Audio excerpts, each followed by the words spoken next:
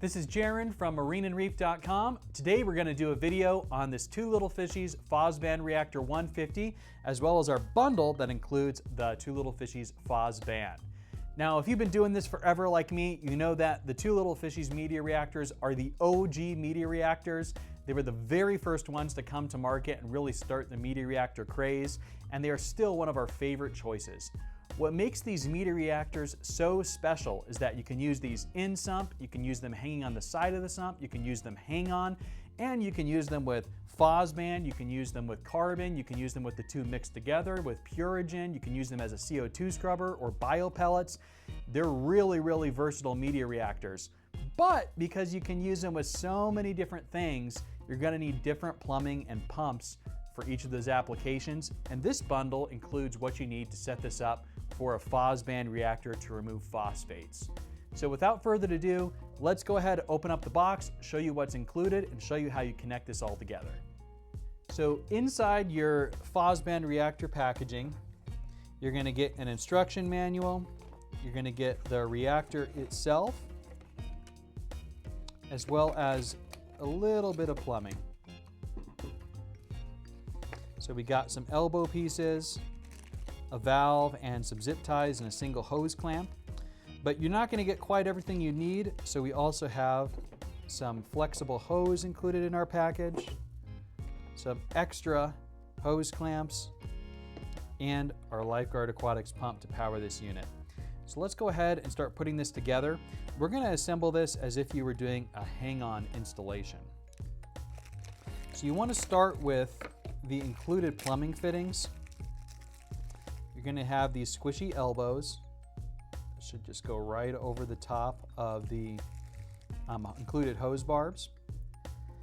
This middle connection is where the water goes into the reactor, and this reaction here is where it goes out of the reactor. Inside of both of these, you can push these double-sided hose barbs. Now here we have a valve. Now this valve you can install in a few different places. Once we get the hose, you can cut it and install it inline. But I'll let you guys know, my favorite place to install it is to basically install it in place of the inlet hose barb, just like that. Now here's our included tubing.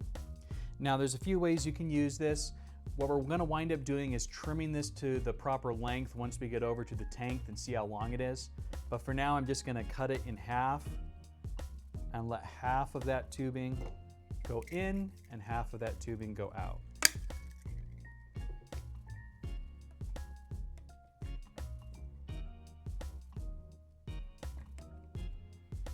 And then we are going to want to use a hose clamp on this. So there's one included with the reactor itself, and there's some others that we include as extras, because you really should have a hose clamp on each of these connections.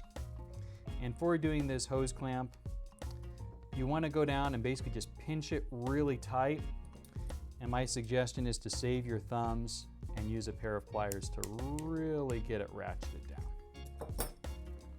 And there, that's good and tight. We're going to add one to the outlet connection as well.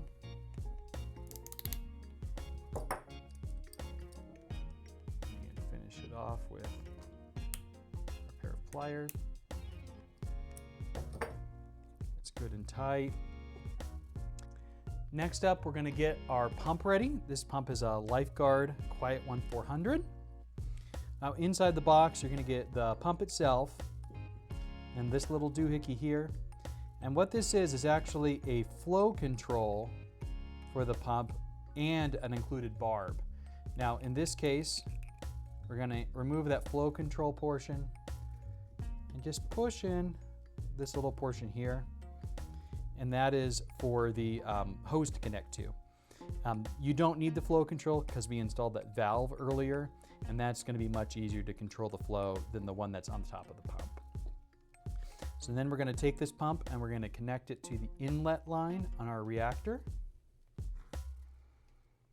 So here we got our reactor. I'm simply going to slide this in. We do get lots of comments about this pump fitting loose, you have absolutely got to use the included hose clamp to get it fitting tight. But once you have the hose clamp on, it is a nice secure connection. Now, as before, I'm going to tighten it down and then finish it with the pliers. And you can see it is good and connected now. It's not going to be popping off once you get that clamp into place. Now, next up, we're going to add our media to this media reactor. Now, we include 150 grams of Phosban. That is what Two Little Fishies recommends for a 150-gallon tank. And this reactor is a Phosban 150. So this is the maximum amount of media you should add to this reactor. And in our case, we're going to install this on our office tank, which is 55 gallons. So we're going to add roughly a third of what's included in this jar to have the correct amount. So you already saw we unscrewed the top lid to the reactor. This pipe here slides out. We're now ready to drop the media into the reactor. We will note that these sponges are not used with every type of media. So if you are using a GFO like we are, then you want to include them, but you're not going to use them for, say, biopellets. They'd be removed in that case. Go ahead and get our spoon to push that all the way back down.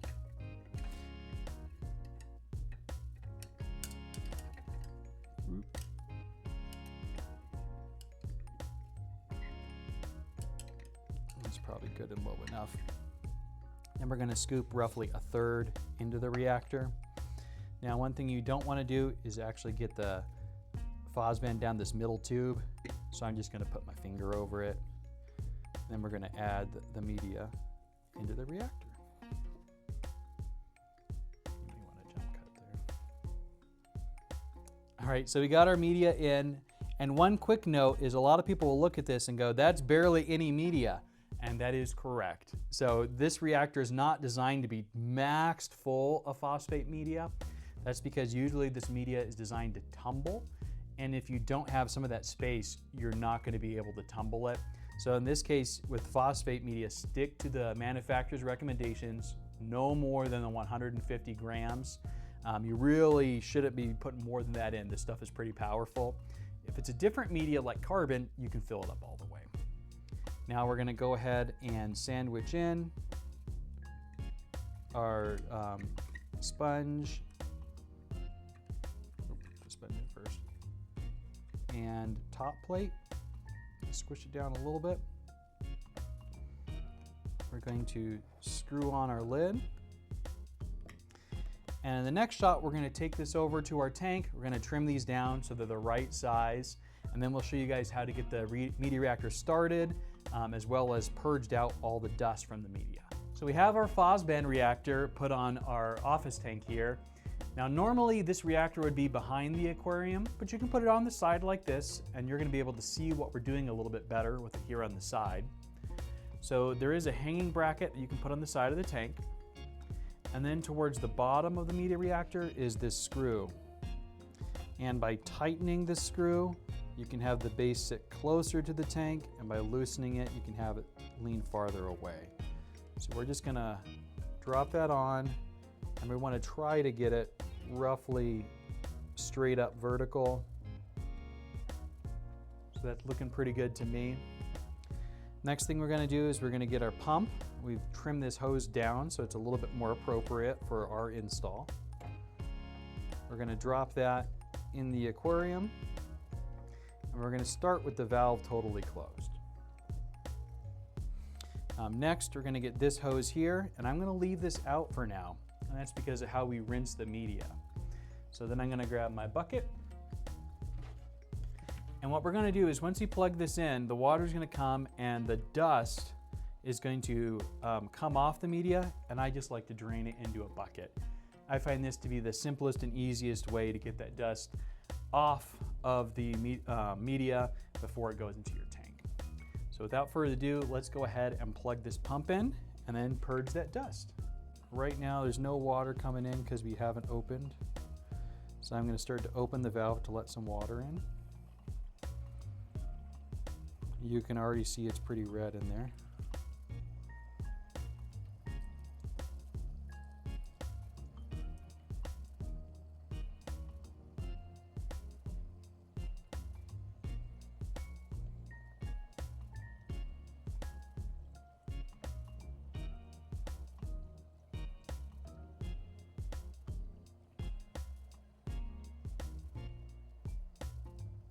And one comment we get about these pumps is that they're very small. And that is true, but as I think you'll see, I'm still valving down the pump's power as it is now. And that's because when you're using GFO, what we want is the media to tumble. That is to lightly turn over. So you really don't want that much water flow through it, or else it's going to more than tumble. It's going to just totally churn and kind of disintegrate itself. So with the amount of flow where it's out now, I'm actually going to turn it down a little bit more. And that looks about right, and it looks like the water's coming out clear now. So I'm just going to put my thumb over it, pop it in the tank. So what we want with GFO media is you want the surface of the media lightly turning over, but we don't want it like a total torrent. And we can dial that down in with this valve that's on top. So if we look at the media now, it's about where I would like it. I'm seeing in this corner, we're getting a little bit of churning. And what that's going to do is help to switch the media over. That way you're not getting what's called channeling, where the water flow goes in the same path over and over again. And you really don't need that big of a pump. That's why we include this one. If you go with a larger pump, you're gonna really valve that thing down because you don't need that much water flow for GFO media in particular. So now that this is dialed in, we're good to go. The phosphate media is in place. It's removing the phosphate from the water. You may want to come and check this periodically, because if the pump plugs up or the bottom sponge plugs up, you may need to open the valve a bit more to get it back to where you want it. And then about once a month, we suggest you change that media out with some fresh stuff. If you like this video, then like and subscribe for more videos like this, where you can use more gear like this Phosban reactor the right way.